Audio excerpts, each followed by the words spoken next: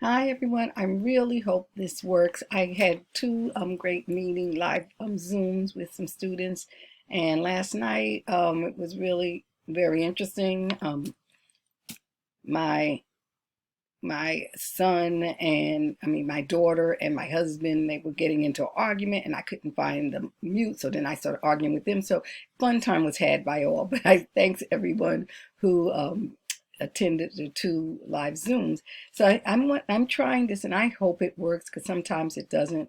So I'm gonna discuss the genealogy project. Now, right here in the top, the first step is you should click on Matthew's paper.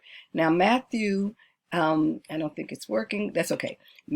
Matthew is an example of excellence in truth because his paper has everything that was required.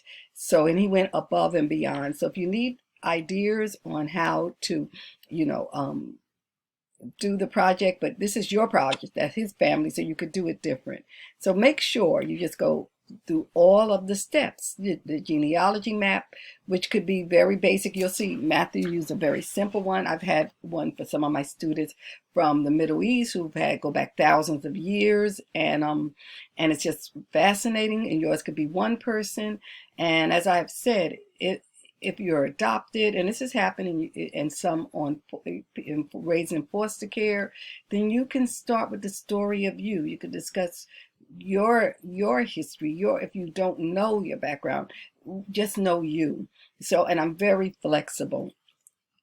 Now, you pick an ancestor. You could pick your maternal side or paternal side. It doesn't matter, or you could. It's just as far back as you want to go and you're comfortable with.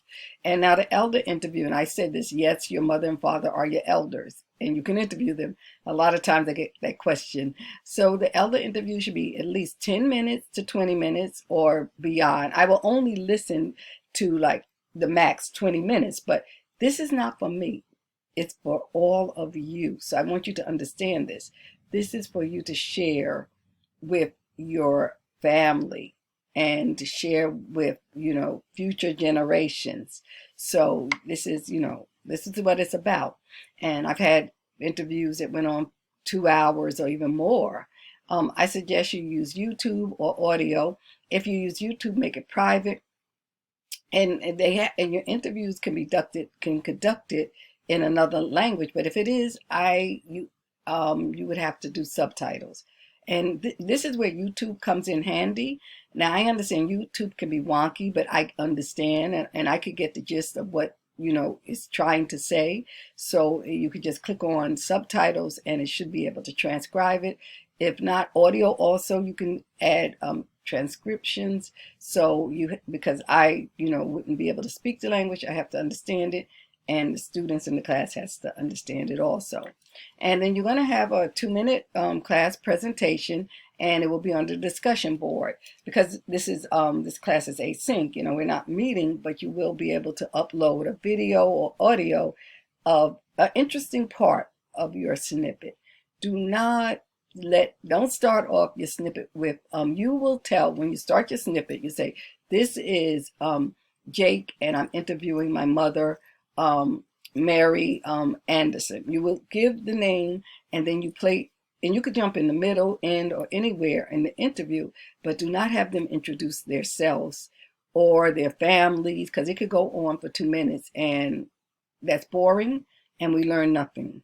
Okay, so you can always reach out. Now, as I said, a prime example of what I'm looking for in the 25-point paper is Matthews, and I get it. Everybody's different, but it gives you a basic, it gives you some context in how to incorporate the relevance in your family life and reflect on what you discovered, and the academic resources. You will see how he wove them seamlessly into the paper. So if someone tells you something about World War II, you could do research. If someone tells you your parents was raised in Veracruz, Mexico, you could do research of the rich history. So everybody has a story to tell. And a lot of times we don't ask our parents, what were your dreams? We don't know that. We don't even know they had dreams. So you can ask them whatever, and also you can interview your cousin, brother, sister, and I prefer they be older than you, but sometime a younger person in the family is the historian, and they know things, and sometimes a cousin, they know. So you can also interview them. And I've had people interview their stepfathers and stepmothers because they raised them. So I'm open to everything. So once again, thank everyone who came to the live Zoom. I enjoyed meeting you, and hopefully this uploads. If not, you won't be seeing it and have to do it again. Okay, bye.